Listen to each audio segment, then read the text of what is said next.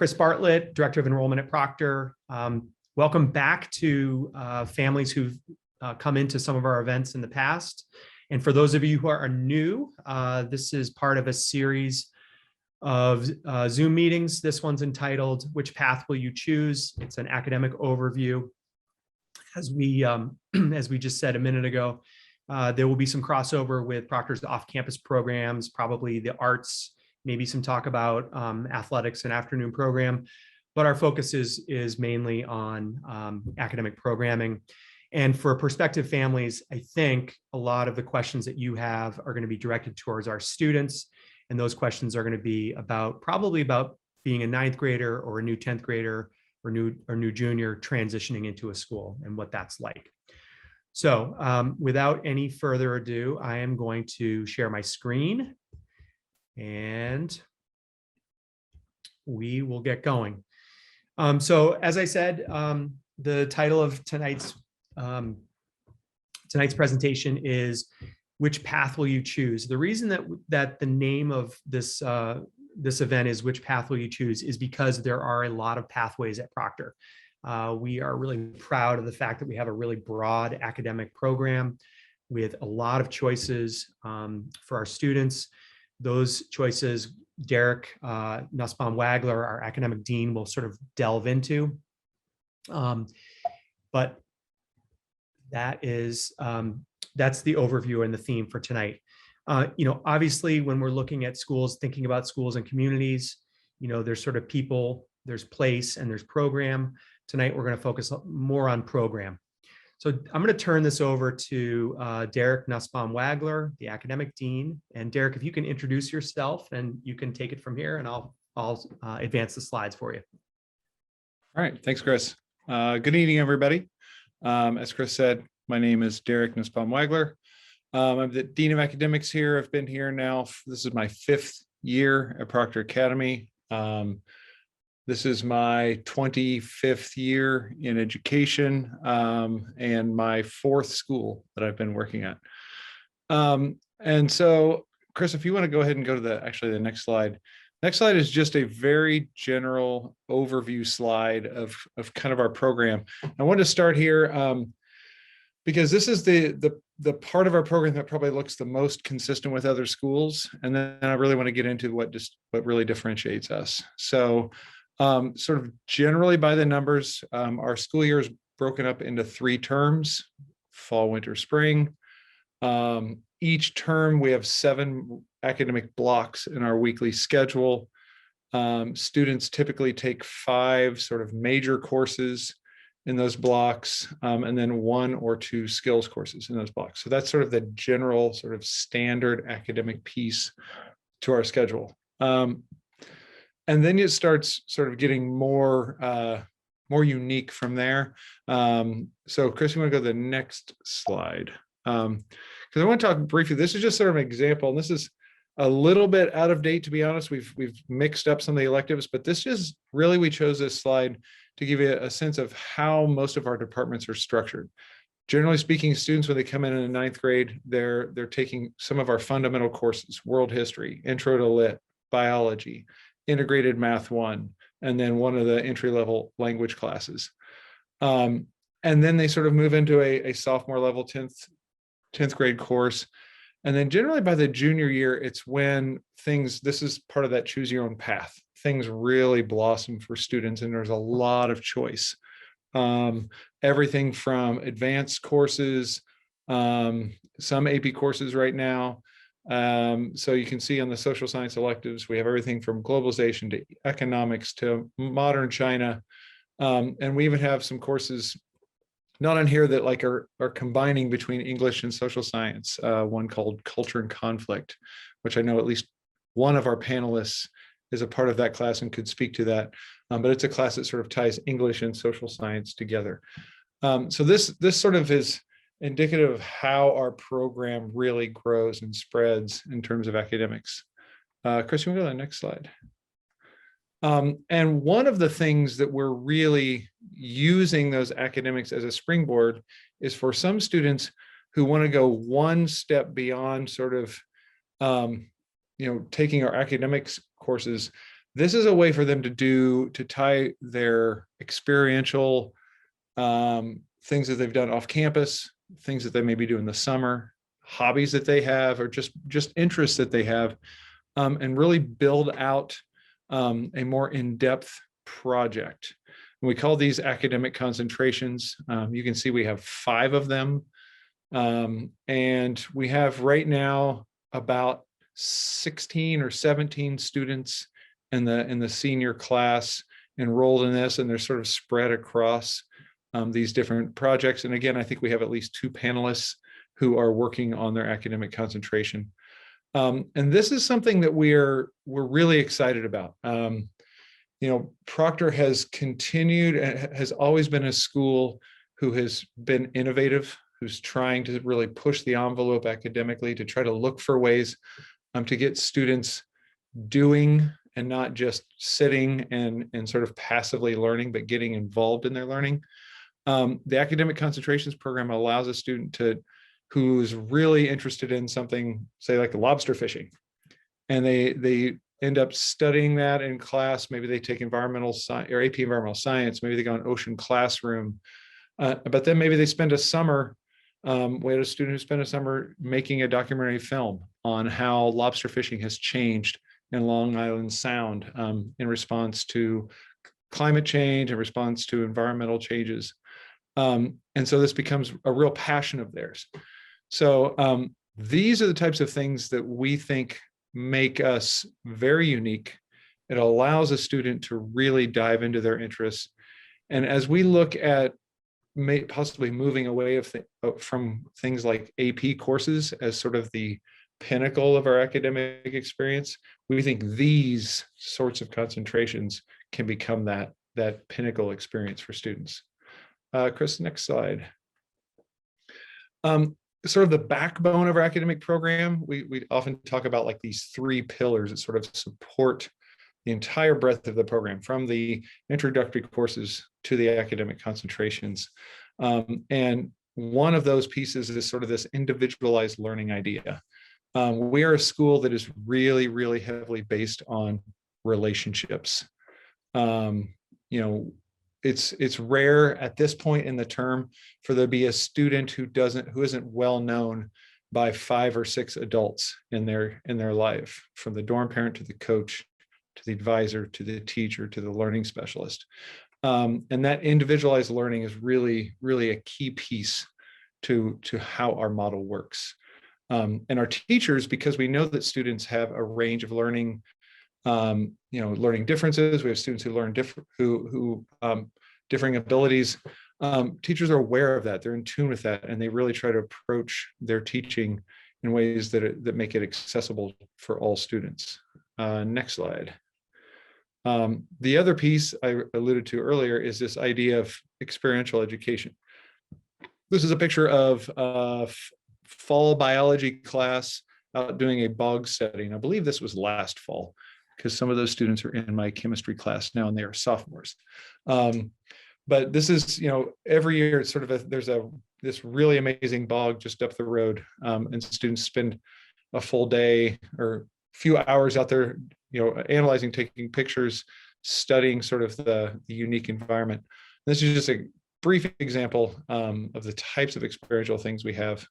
But we also have students who are, building rockets, who are in robotics classes, who are in a forge, and then students who are doing, more experiential stuff in a more standard class, even a mathematics class, where they're really tying their math learning back to more hands-on things. Next slide, Chris.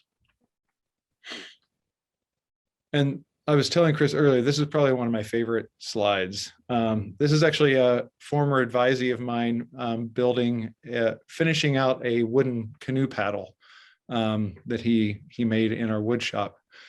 And this is someone who came here. You can see his t-shirt. He was a football player, but who also really fell in love with the wood shop. He fell in love with sort of being outdoors, and really grew that part of who he is. So I think is a perfect picture to sort of talk about sort of this expanding identity piece. Each fall we have new students arrive on campus, excited to be here, excited to experience Proctor, and who come with a certain sort of sense of who they are, but unaware of who they may become by the time they leave. So, you might come as a football player, come as a lacrosse player, come as a hockey player, and leave still as a hockey player, but also leave as someone who discovers a passion for the arts, or a passion for science, or a passion for literature. And so I think that expanding identity is something that is really baked into how we advise our students, how we, the courses that we sort of encourage them to step into, and the off-campus programs that we encourage them to step into, to really say, yeah, I get it. I know that you really love that thing, but what about? And really pushing students to expand sort of their sense of who they are. So that's my little spiel. I know in a little bit we'll get a chance to maybe answer some questions, but I think it's time to get to know our panelists. Yeah, thanks, Derek. So I'm going to turn it over to our 4 students. So Sasha, you can kick us off. Tell us who you are, something about yourself. Hi, I'm Sasha. As you can see from here, I'm actually a day student and I'm from Andover, New Hampshire. And I've been on Mountain Classroom and I'm heading onto European Art Classroom this winter actually. And I'm part of an academic concentration. I actually focus on global citizenship and I can talk about that a little more if you guys want me to. And I'm really invested in the arts. I've been an art major for 3 terms, so that's been really awesome. It's been an awesome opportunity to get to know people, get to know teachers, and get to know people outside of Proctor. I'm currently talking to a National Geographic photographer because I was inspired by something she photographed, and Proctor offers you easy ways to get involved with people outside of Proctor, so that's really awesome. Cool. Thank you, Sasha. Let's see. Calvin. Hi, everyone. My name is Calvin. I just moved to Florida. I went to Dairyfield School in Manchester, New Hampshire. And I am part of the Learning Skills program. And I also am on varsity football. I also am a DEIJ leader, which is Diversity, Equity, Inclusion, and Justice. And I am a co-leader on that. So we work and discuss different aspects of diversity on Proctor's campus. I love anything to do with sports. I also love boat building. I'm actually building a boat right now, and I'm really passionate about that. But yeah, my name's Calvin. Cool. Thanks, Calvin. Kara. Hi, I'm Kara. I'm from Juneau, Alaska. I'm a 4-year senior. I came here as a freshman. I had never even seen the East Coast before I came here, never seen campus, so it was really fun to just kind of dive in. I came here for hockey. I'm on the hockey team. I also got to go on the first ever winter ocean classroom, so that was really exciting. That was an amazing experience. And I'm also doing a academic concentration in STEM. So it's around COVID and the journey of a respiratory therapist throughout the past 1.5 years. Thanks, Kara. Henry. Hi guys, I'm Henry Crabiel. I'm a 3-year junior and I'm from just outside of San Francisco in California. And I play varsity soccer here, and I'm also a part of the USSA and FIS ski program at Proctor. And hopefully next year I'm looking to go off campus on Ocean Classroom, which looks really cool to me. And then I'm also interested in the academic concentration program like Sasha. I'm thinking about doing a global citizenship concentration.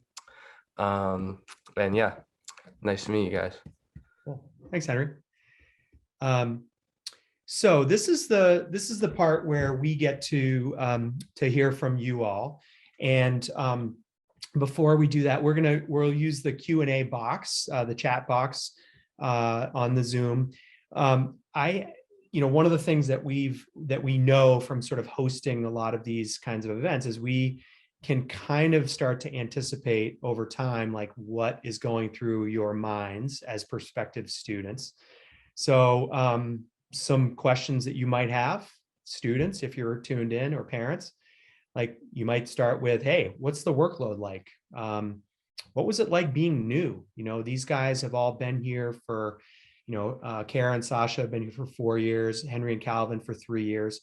You know, they were 14-year-old kids when they showed up here. So they've lived the experience that you're thinking about.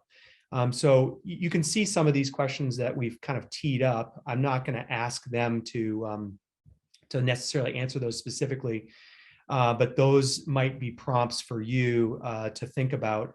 And you've also heard these guys talking a little bit about fitting in off-campus programs, academic concentrations, college counseling. Derek alluded to the breadth of choices that we have at Proctor. So maybe you have questions about how do you kind of fit it all in. So I'm going to stop sharing my screen. We're going to open up the chat box and see what kinds of questions we have, and don't be shy populating that. So Derek, do you want to moderate the questions, or would you like me to? I think we can both do it. This first one, I think, I don't know if Calvin, I don't know if you have the chat open, but the question is perhaps one of the or two of the students can comment on how the individualized academic support program has benefited them. So I know, Calvin, do you want to step into that one first? Yeah, of course. I personally am taking classes that I feel are going to help me in terms of when I apply to college. I'm thinking about when I go to college, maybe taking organizational business and leadership. So right now I'm taking neuroscience, and I feel like that will help me learn more about my brain and how I can learn about other people's brains as well. What else am I taking? I'm also taking AP Human Geography, which is a really interesting class, and I'm learning about the world and how it kind of like all melts together in a weird sphere. But yeah. So Calvin, how has the the support you've received helped you sort of in the journey here?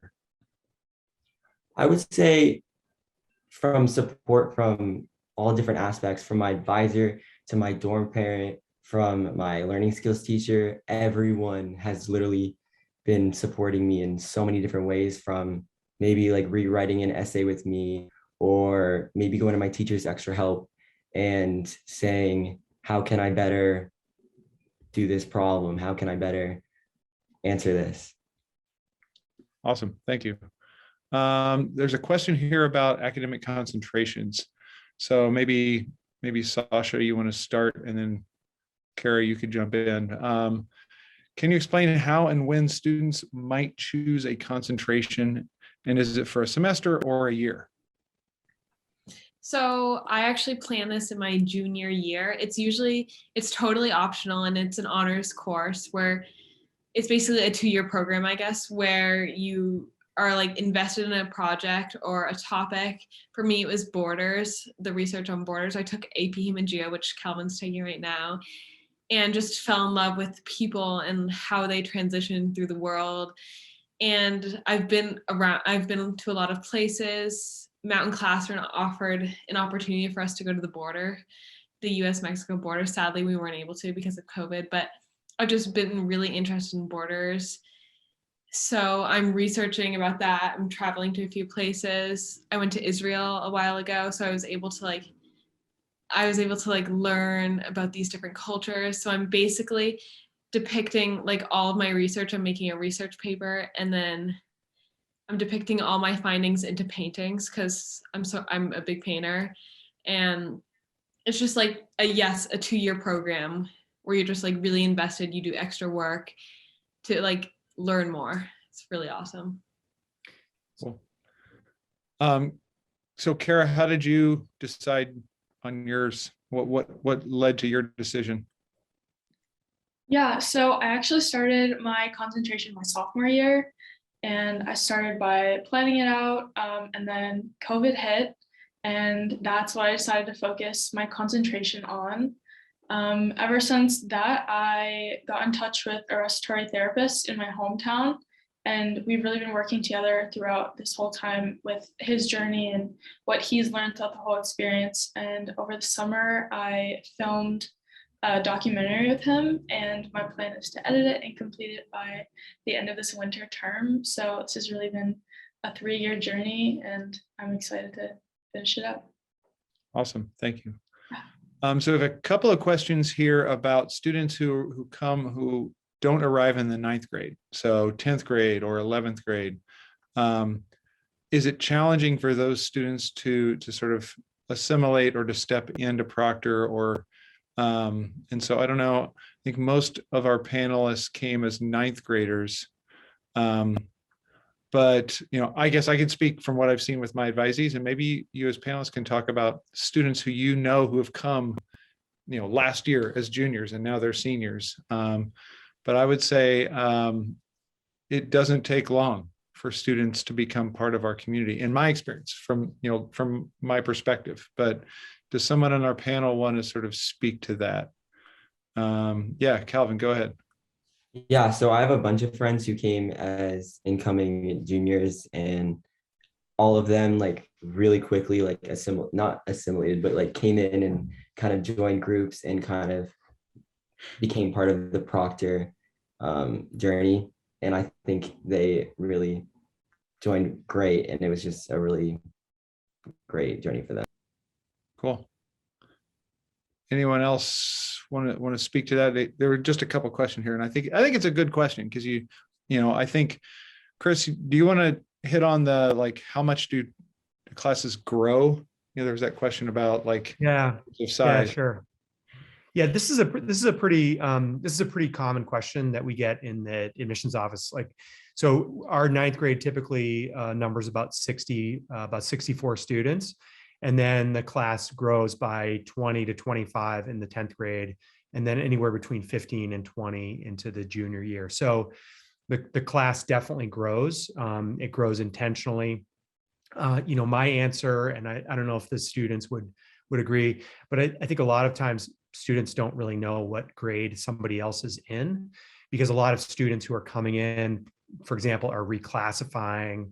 So Akara, you reclassed, didn't you, when you came? I did, yeah, my freshman year. So you did your freshman year home in Alaska and then did freshman year again. Yeah. So that also is sort of part of the mix of students kind of joining the community at different points in their own educational journey. So, I don't think the social adjustment is the social adjustment's easy, right? It's like it's instant friends, it's boarding school, right? But I suppose the question might be around, like, what's the academic adjustment like for kids coming in older grades? What do you guys see?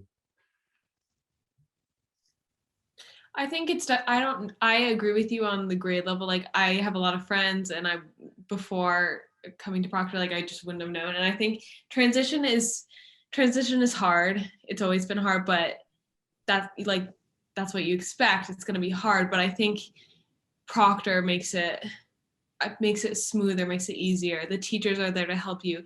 The people who have been to Proctor or have been going to Proctor are there. Preseason especially is awesome, because I was able to get to know a lot of people, and we became really, really close. And even after that, my classes, I talked to a lot of those people. It's just, Proctor makes it easy, even though transitions are difficult. I do think the other thing we have to our advantage is that with the off-campus programs, there are currently 30 plus students who are returning students who haven't been on campus yet this fall. And they will join us this winter, and another 30 will leave. And so there's sort of this mix that's happening. So everyone sort of is at different places. And so that also makes it feel like, there's just sort of a rotating group. So you don't really identify, wow, that's a new person. Like, you don't really know who the new people are after about, a couple months. I think the other piece that people often ask, and I saw a question in here somewhere, is like outlining academic support program. I know, Chris, there's a specific panel that will talk more about learning skills. Am I correct? Yep. But in general, we have sort of three levels of support. Our full learning skills has a student with a learning skills teacher and another student, it's usually two students, one teacher. They meet like a regular class.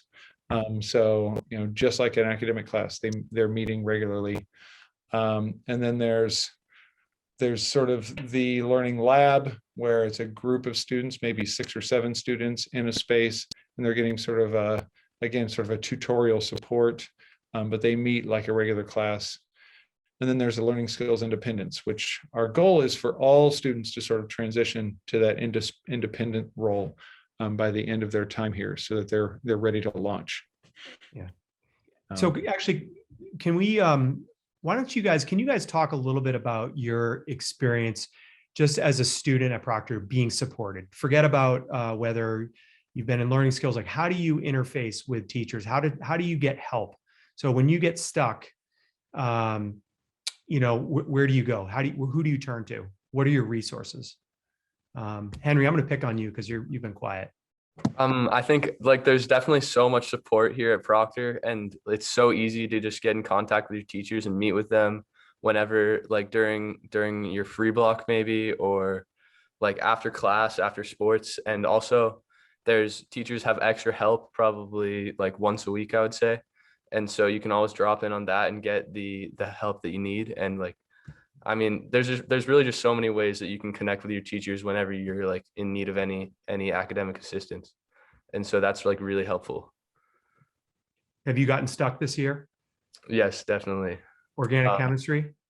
Yeah, for sure. Me and Kara are both in organic chemistry. It's pretty hard. But yeah, so Ian, our teacher, is always like, he's super responsive. Like whenever you can just like text him and he'll respond with like answer whatever questions you need, which is really nice. Yeah. Cool. Anybody else talk about just your experience, just thinking about who these families are and trying to wrap their heads around boarding school, for example, at home, when you're at home, you've got parents, here, what does that look like? How do you manage your support here? Anybody else? I can talk. I think a part of what Henry said, bouncing off of that, there are also student-led groups. I lead Writing First Aid, and Henry is also part of that, where we offer 1 hour, like 1 hour a week, where we can just like help students who are struggling with essays and maybe their teachers aren't available. But also like the teachers are totally willing to help. They will skip their lunch to help you. That's happened before. They want you to exceed. That's their one goal, and they'll help you. They will, and they're open to that, and that's really awesome. And also, speaking on Ian, I took organic chemistry last year. Definitely hardest class, but he was my favorite teacher because he was able to help me so much. Like during extra helps, he was just invested in my learning, and that's really awesome because I'm not science inclined, basically. I have another comment. I also am part of the Math First Aid group, where it's a group of 4 students who also meet once a week and can help any student with any level of math, the class they're taking. There's also teachers, learning skills teachers that focus in certain areas. We have one teacher, her name is Kristen Nesbitt, and she runs Learning Lab. I think it's called Learning Lab, not Learning Lab. Writing Lab. Yeah. Yeah, Writing Lab. And you can create meetings with her, and she will help you edit your essay, help you get started on your essay, or anything of the sorts. So I have a question for those folks who have done off-campus or getting ready to go on off-campus programs. So you're talking about all of these rich classes you've taken. How do you fit it all in? I'm sure people are wondering, like, how do you take academic classes and then somehow leave for a term? Can you guys speak to that? Because I can speak to it, but I want to hear it from those of you who have already done the off-campus thing. Go ahead, Kara. Okay, I'll add to that. When I went on Ocean Classroom, I sort of took on a different sort of academic path. So I took things like navigation and seamanship on the boat. So that was a little bit of math and science all together. And then we also did We learned a lot about the ecology of the area. We were in the Caribbean for the whole time, so that was a new area for me, learning about, we went snorkeling a lot. We learned a lot about the marine biology and the history of the Caribbean with literature from that area and looking at the history. So yeah, it's definitely adopting a different path from your usual courses, but then when you come back on campus, you jump right back in, depending on what term you leave, and yeah, you pick up right where you left off.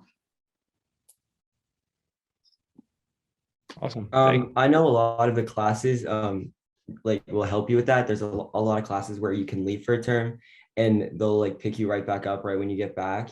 You can also, like, for math classes, like I'm planning on going on Winter Ocean this year. And when I come back, I'm going to be taking an off term of pre-calc. So Proctor will support you with any class you need to take off sequence. Awesome. Also, even the APs, like I was taking AP Human Geo last year, and Kyle, my teacher, he made the course like expecting that someone would go off. I'm taking AP Environmental Science this year. Alan, my teacher, is creating the course where he like expects someone to go off in the winter or spring.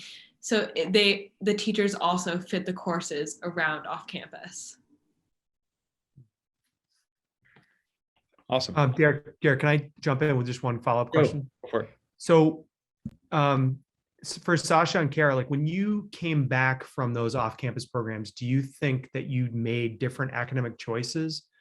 Like did those programs inform you to kind of pursue something different when you came back on campus?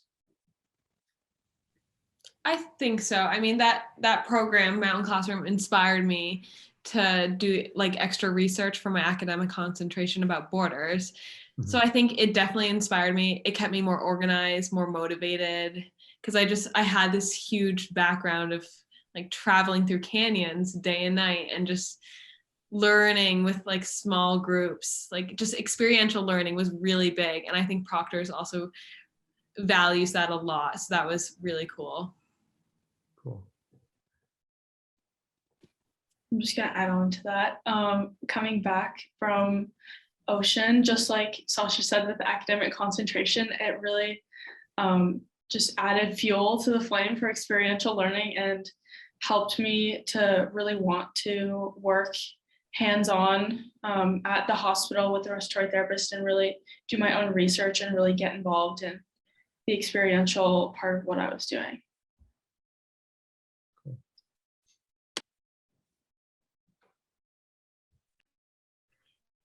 All right, I'm gonna take us a little bit different direction. Calvin, you had mentioned earlier that you're, part of the equity, diversity, justice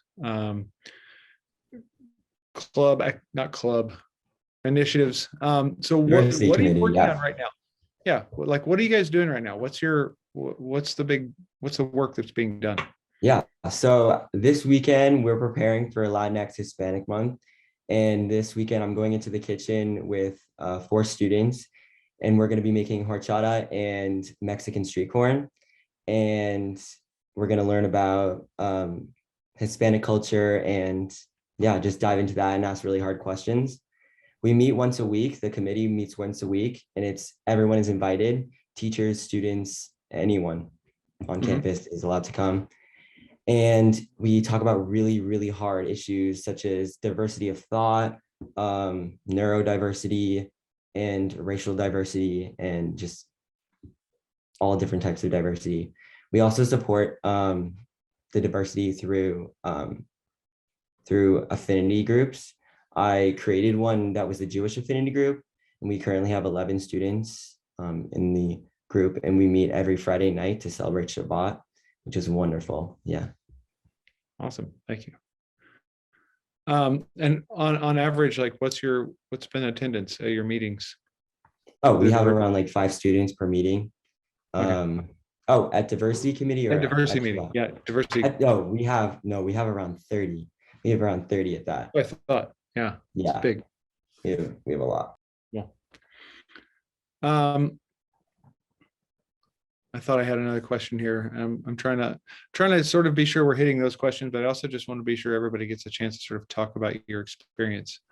There's a question here about folks thinking about, so seniors in particular, we are fast approaching college application time, and I'm sure that's heavy on your mind, but what are your thoughts? How has your experience here, off-campus programs, things like that, informed sort of your thinking on your next step beyond Proctor? I think I can answer to that pretty well. I am big on study abroad, and I'm going to Euro, and I just love, I guess, going off campus and just learning all of these things for a few months. So I was really interested in a school that offered that, and currently I'm applying to one of the #1 schools for study abroad. And I think Proctor has been able to offer me this awesome experience. I know a bunch of Proctor alums, and I'm in contact with them who have also gone to the school that I'm applying to. My college counselor makes it really easy for me. He's also my advisor, and he's just been constantly helping me, like just checking up today, like, how you doing? Let's schedule a meeting. Just had a meeting with him a few hours ago. He's really awesome. He's on top of it. My teachers, my coaches are like, hey, what's up? How's it going with the college process? So just everyone's helping me. Everyone's wanting me to succeed again. Awesome. Thank you. So I do want to, there was a question here about weekends, but before we get to the question about weekends, I had a question for the four of you that going to put you on the spot. But when you started at Proctor, if you can think back to that first term or the first year, what are some like things that surprised you about Proctor you didn't expect, like in good ways or in bad, I guess, but in good ways? Like you walked on campus, you're like, wow, I thought I knew Proctor, but this is really cool. Can you think of something like, what was a pleasant surprise? If nobody can think, go ahead, Kara. I saw you on mute. Right off the bat, coming all the way from Alaska and stepping on campus for the first time, we had the first few days of wilderness orientation when we first got here. Those were the girls in my group were my first friends. I'm still close with all of them on campus. Yeah, that was definitely my first good memory of Proctor, was always hiking in the woods, setting up our little A-frame tent. So that was a really good first experience for anybody who's coming on campus and not sure how they're going to find their circle or have close friends right off the bat, but that's really a good way to just dive right into the community and have your first few friends. Yeah, I can definitely, like, adding on to Kara, I can definitely say the same thing. I went on orientation with Derek too, and some of my friends from that group are like still some of my best friends today. And like coming to Proctor as a new student, I didn't know a single person here, and I was just really surprised of how quickly I was able to like get a feel of campus and meet so many new people and make friends really quickly, which just made transitioning into like high school a really easy process for me. And that was just really, really nice, I guess. Awesome. Thank you. Yeah, we had a great, that was a good trip. And we had relatively good weather that year. Not like this year. Anybody else, like any pleasant surprises? Yeah, Calvin, go for it. I have one. I was pleasantly surprised by how much people care on campus. Like when I was thinking about high school and how like scary it is and how I feel like all the teachers are mean and like scary, like everyone's that like strict teacher you had in second grade. That's what I imagined it was going to be. But when I arrived, every teacher was like reaching out to me saying like, how can I help you? How can I make your experience here better? And it was just amazing to like feel that like sense of community on campus. It's wonderful. Awesome. Thanks. Chris.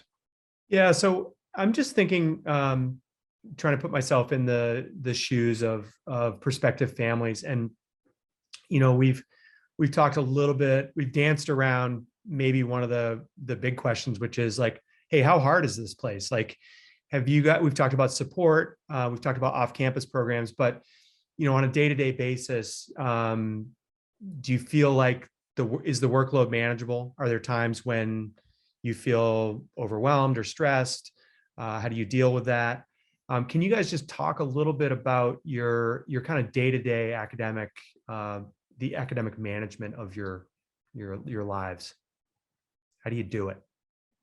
All right, I'll start. I think like Proctor's a really good job of, since especially for me, like starting as a freshman and like easing you into like the academics here. And so as a freshman, you're able to like, I guess obviously it's like not as hard as junior and senior year, but it like eases you in very well and you're able to like ramp up. And so I think that you start out and you don't feel too overwhelmed, which is really important. And you learn like a lot of time management skills that you can apply when the work continues to get harder, like later down the road. So Yeah, you found that the transition was reasonable. Yeah. Anybody else? Yeah, I think I was always told like, oh, the transition's gonna be that transition from 8th grade to freshman year is gonna be tough. Like that whole entire process. And it was tough. For me, it was tough. However, like I guess thinking about in the end, they were just like the teachers were able to help me a lot. My friends, I made a lot of friends during freshman year who were just like there for me and I guess challenged me in ways that I hadn't expected it. And it was definitely different, but I think Proctor made it easier to transition, as I said before. What was hard? Sorry. Go ahead, Calvin. I believe that the academics at Proctor are what you make it. If you want a class to be hard and you want to challenge yourself, you can really find ways to do that. And if you want, and if the class is like you're struggling in the class, you can find ways to kind of like ease yourself up and like find ways to make the class maybe a little easier for you. It really is like individual learning. You learn how you learn, and Proctor like helps you learn how you learn, which is really important.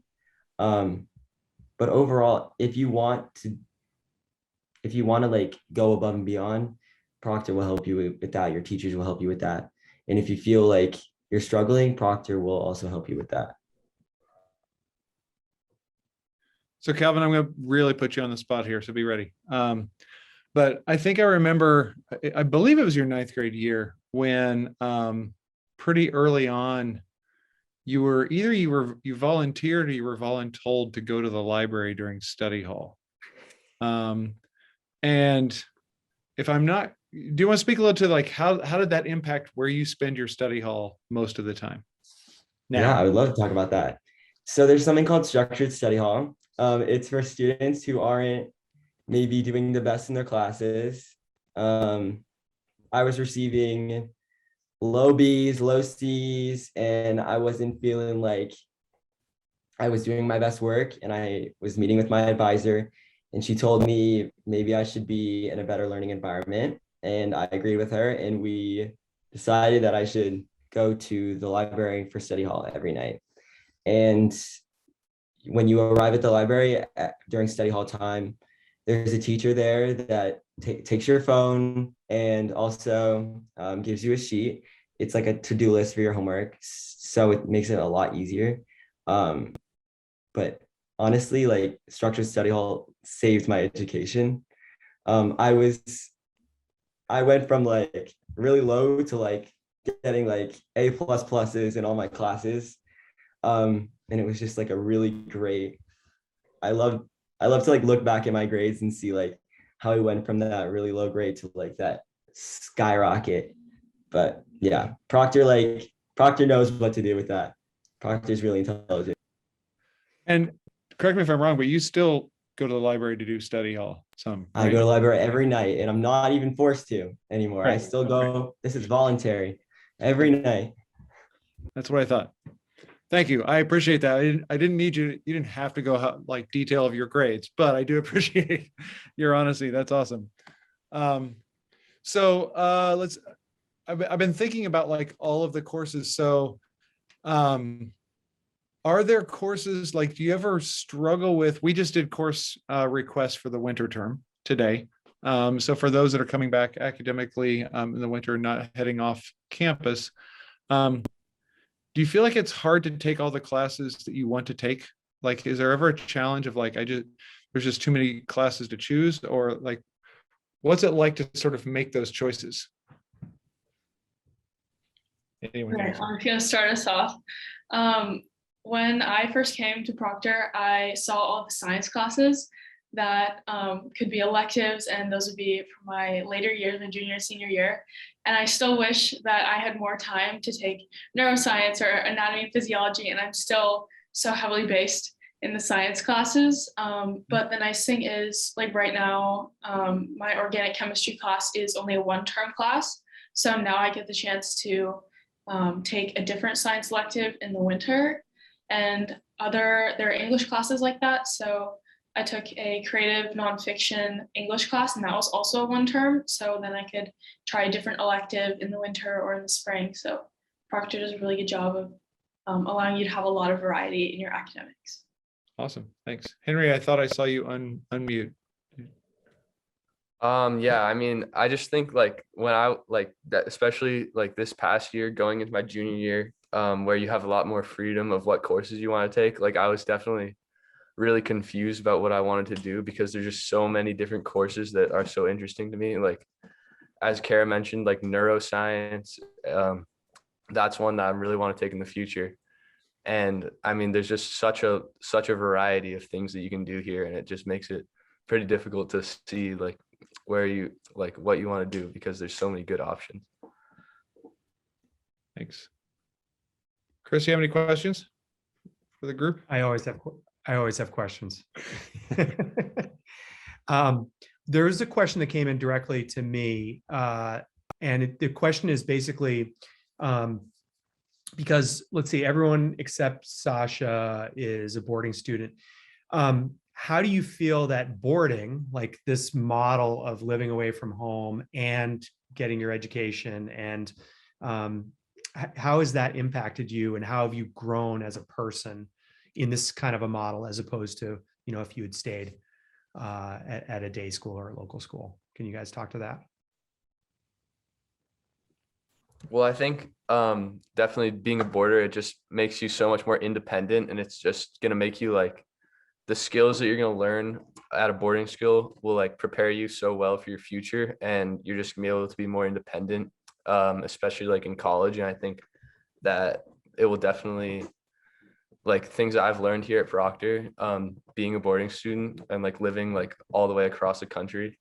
So it's pretty far. And I think that I'm definitely gonna be able to carry a lot of skills I've learned here into college, which is like super beneficial, and most kids don't have that opportunity. So I'm really grateful for that. Yeah, I totally agree with that. Like my mom told me, like you're gonna have a big leg up when you get to college. Like the whole rooming situation when I go to a dorm, like I'm gonna know all the ins and outs of it. I am not afraid of like leaving home or anything like that. Like I feel very prepared, and I feel like Proctor's done a really good job. I don't know yet, but we'll see if Proctor's done a great job about boarding, but I'm sure they have done a great job. I'm really excited, yeah, to get out of here, but I also love it here. Speaking the truth. I'm just gonna add on to that really quickly. Something that I think Proctor has done a super good job of is helping students to develop their time management skills, because there are always different options of stuff that you could be doing. You could be playing a sport, or you could be in a club, or you could do all of these extra things besides your academics, but it really gives you the opportunity to find what schedule works best for you and what time you do your homework, like with the required study hall, and it really just prepares you for when you're not going to have the required study hall, you're not going to have the teachers checking in on you all the time, you're not going to have the advisor. So I think Proctor does a really good job of preparing you in that way. So to kind of jump on top of that question a little bit, like, or expand upon that question. So we're talking about time management. All of you are involved in afternoon programs and athletics. You've all taken art courses. You're all pretty sociable. Like, you know, I see you, you're, you're in the student center, you're out and about. I mean, boarding school is super social. How do you balance it all? Like, can you do it all? Is it a myth? Can you really do it all? I think you can. I learned time management through Proctor. Came suddenly, but like between classes, extra helps, the library, you can definitely do it. You can definitely do it. I mean, obviously practice, like sports, they take a lot out of you, but you will have your time. You will have your time to like work. My coach, sometimes he sees us just like absolutely drained, and he's like, study hall. And I mean, it's a varsity sport, but he notices us and he sees us and sees what we need. So he's there to help us as well. Yeah. Henry, how do you deal with ski racing in the winter? I mean, in the winter, I'm off campus a lot and I'm missing a lot of classes. So it just means I have to be even extra good with communicating to my teachers. And so I have to be sending them emails. I'm going to miss like this class. And so I just need to be really good in communicating with my teachers. And because I'm going to be missing classes for races and for like other training camps and whatnot. So I think that definitely has made it harder, time management wise, because it just adds another element that I need to deal with. But I think as long as you're like strong in communicating and you're not afraid to reach out to anyone and ask for help, then I mean, you're all set. Like you just need to be like, have good intentions and like set yourself up well. And I think that you can get a lot of stuff done. So yeah. Cool. So I am personally working on creating a class with Megan, who is the director of wellness at Proctor, to talk about happiness. And we're creating the class because we've noticed that students on campus, their wellness is very important. And when it slips up, everything kind of, all the blocks fall. And Proctor has done a great job of like seeing that, noticing that, but also acting upon it. We have like a really great wellness community here who want to help you and want to help you succeed mental health wise. But yeah. So Calvin, that kind of triggered a question for me. I don't know exactly how to ask it other than to say like, so when you think about the adults in the community for each of you, how many adults do you have that you could go to at any given moment for help academically, socially, or whatever? Like, you don't have to name names or anything like that. I could say easily 20. I could say 20. Yeah. I think Okay. Barb in the kitchen, who helps in the kitchen, I could definitely go to her. I feel like I can talk to my varsity football coach. I can talk to my advisor, any of my teachers. I think there's so many different options. Like it's like a menu of like how many people you could go to. It's wonderful. Yeah. Anybody else? Like, how do you feel? How many people do you feel like you really could go to? I mean, I definitely could say the same thing as Calvin. Like everyone at Proctor is like looking out for you and they're here for you to succeed. And so like all my coaches, like my teachers, some of my former teachers, dorm parents, like so literally so many people are just out like there to support you. And like if you ask them, they'll always be there for whatever you need. And that's just like so nice to have. Cool. Thanks.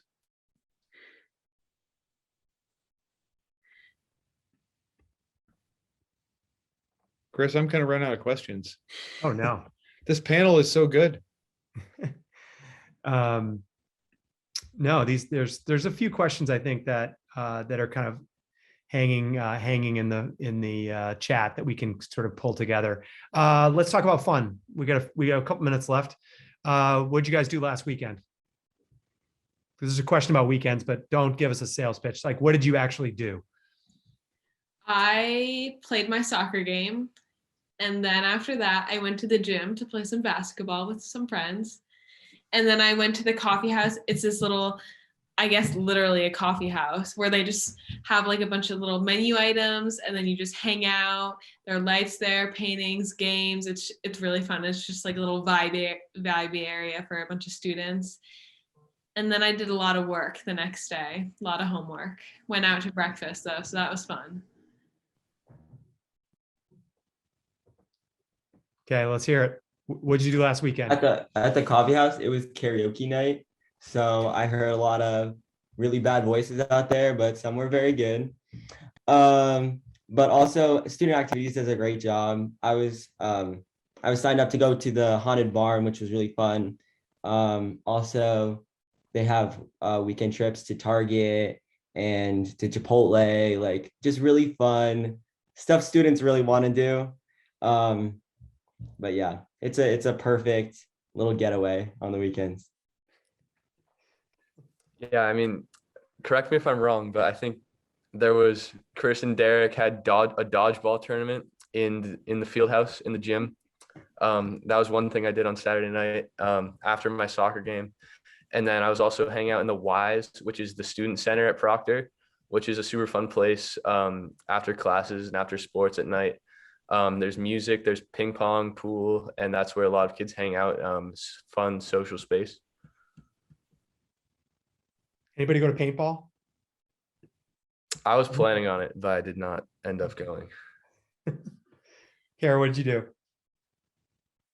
On Friday night, I went to the football game. That was it. That was really exciting. We had a really good turnout. There were a lot of students there. Somebody brought a thing of black face paint that they were going around putting stripes on everybody, so that was fun. Saturday, I did the same thing. I watched the boys varsity and girls varsity soccer games. Those are really fun. Yeah, and then at night, swinging by the coffee house, the Wise, really, the gym, a lot of places that are open, and then Sundays, study day, back to the academics. All right, cool. So I think that takes us to 8 o'clock, which sort of puts us at about the 1 hour mark. You guys all have study hall. But thanks so much to our panelists and to Derek for giving a little bit of more insight into kind of academic and student life at Proctor. I know we tried to stay in this kind of academic lane, but we talked about a lot of other things as well. Your insights are really valuable. Prospective families, thank you guys for tuning in, for your interest and enthusiasm for this community.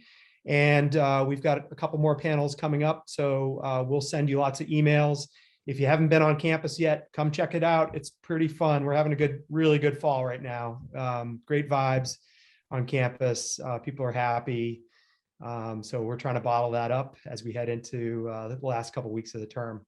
So thanks so much again, and we look forward to being in touch. Have a great night, everybody.